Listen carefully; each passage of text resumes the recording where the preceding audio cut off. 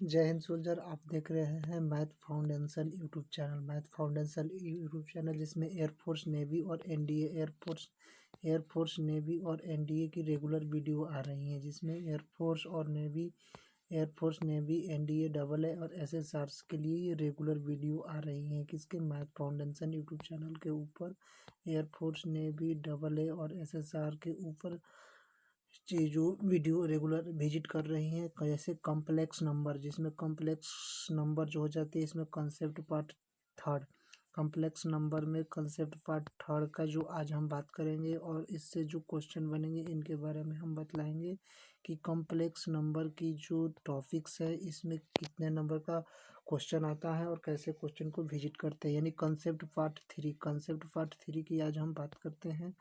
और देखिए maths by Niranjan Srivastava sir अपने यूट्यूब चैनल के ऊपर ये जो कॉम्प्लेक्स पार्ट थ्री हैं इनके बारे में हम बतलाएंगे, यानी कंसेप्ट के कॉम्प्लेक्स नंबर में कंसेप्ट पार्ट थर्ड की हम बात करेंगे।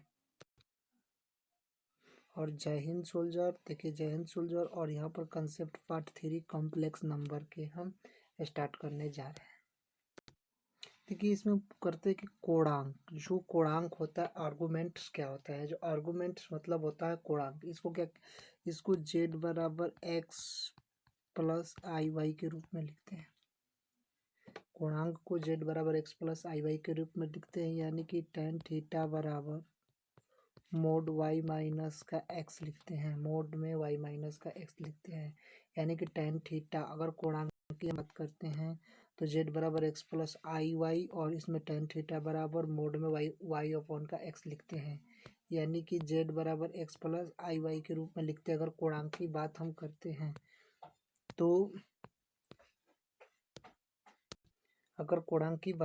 हैं तो tan थीटा बराबर मोड में वाई अपॉन का एक्स होता है। क्लियर है? इसको जेड बराबर एक्स प्लस आई वाई के रूप में लिखते हैं, क्योंकि कॉम्प्लेक्स नंबर को tan थीटा बराबर वाई अपॉन का एक्स होता है। चलिए अब हम चतुर्थांश के बारे में जान लेते हैं। चतुर्थांश क्या होता है, यानी कि जो चतुर्थांश होता है, अगर फर्स्ट कोऑर्डिनेट में कोई भी चीज़ हो तो पॉजिटिव होती है। अगर फर्स्ट कोऑर्डिनेट में होता है सभी पॉजिटिव होती है। क्लियर है? फर्स्ट कोऑर्डिनेट में अगर पॉजिटिव रहती है तो थीटा होता है। क्लियर है? लेकिन सेकंड कोऑर्डिनेट में निगेटिव पॉजिटिव रहता है तो पाई माइनस का अल्फा, यानी कि पाई माइनस का अल्फा या पाई माइनस का थीटा भी होता है। यानी कि फर्स्ट चतुर्थांश में सभी पॉजिटिव तो थीटा, इसमें निगेटिव और पॉजिटिव रहता है तो पाई माइनस का अल्फा सेकंड चतुर्थांश में। अगर थर्ड चतुर्थांश की बात हम करते हैं तो थर्ड चतुर्थांश में निगेटिव होता है। अगर थर्ड चतुर्थांश में निगेटिव रहता है तो दो बात होती है, इसमें दो समीकरण होते हैं, इसमें पाई प्लस का थीटा होता है और एक पाई प्लस का थीटा होता है। ये इसका थर्ड चतुर्थांश में दो चीज होते हैं, एक माइनस पाई प्लस का थीटा, एक पाई प्लस का थीटा होता है। क्लियर है? तो अब देखिए आगे की फोर्थ चतुर्थांश में पॉजिटिव निगेटिव होता है। क्लियर? फोर्थ चतुर्थांश में पॉजिटिव निगेटिव हो जाता है, जिसको माइनस के थीटा के रूप में किया जाता है। यानी कि चतुर्थांश में फिर से देख लेते हैं, फर्स्ट चतुर्थांश में सभी पॉजिटिव हो जाता है तो थीटा हो जाता है। सेकंड चतुर्थांश में पॉजिटिव निगेटिव हो जाता है तो पाई माइनस का थीटा या पाई माइनस का अल्फा होता है। लेकिन थर्ड चतुर्थांश में निगेटिव होता है तो माइनस पाई प्लस थीटा, इसका दो रूप हो जाता है, एक पाई प्लस थीटा हो जाता है।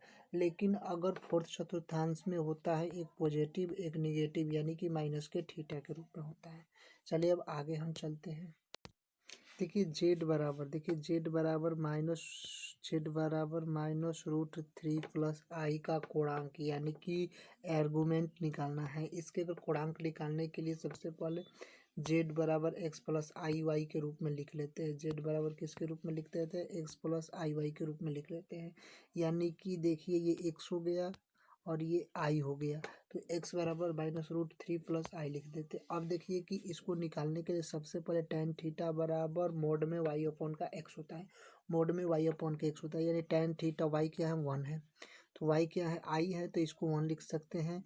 और √3 यानी कि वाई अपॉन का एक्स क्या है √3 यानी कि √3 माइनस का होगा।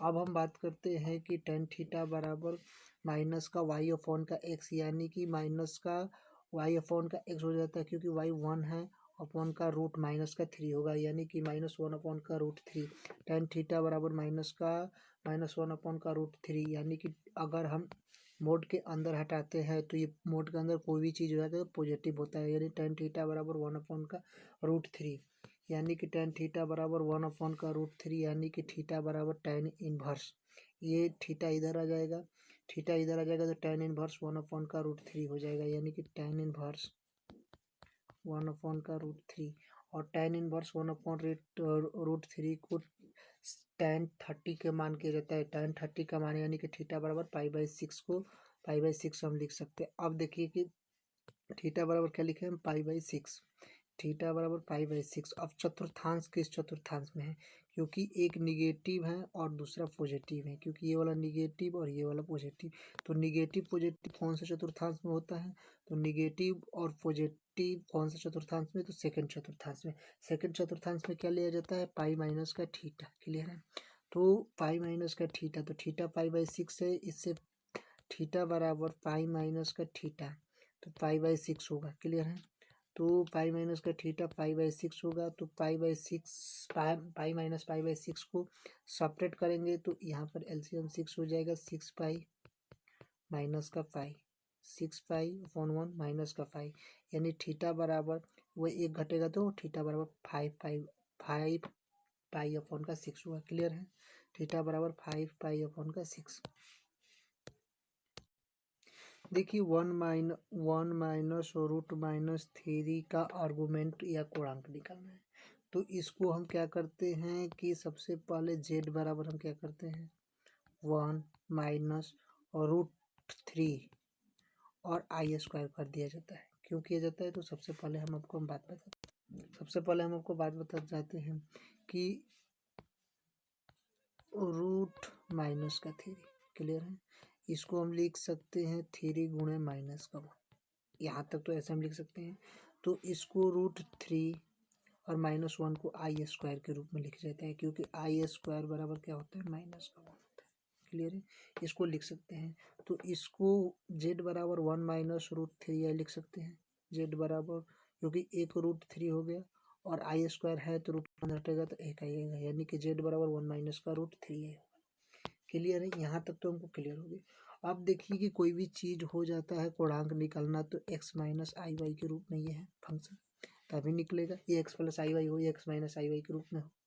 अब देखिए हम आगे क्या करते हैं अब हम क्या करते हैं कि अगर कोई भी चीज़ निकालना होता है तो टेन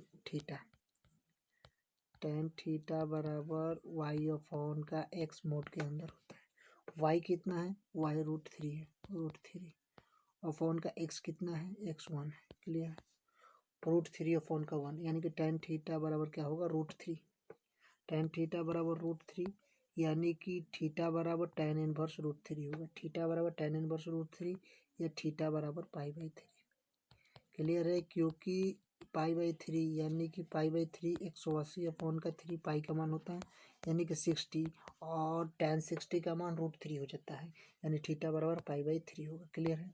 अब देखिए कि ये क्या है एक पॉजिटिव है और दूसरा निगेटिव है पॉजिटिव निगेटिव की कौन सा चतुर्थांश हो जाता है पॉजिटिव और निगेटिव एक पॉजिटिव दूसरा निगेटिव यानी कि फोर्थ चतुर्थांश और फोर्थ चतुर्थांश में केवल माइनस का थीटा होता है क्लियर है तो माइनस का थीटा होता है तो थीटा बराबर केवल माइनस का π/3 आंसर होगा क्लियर है।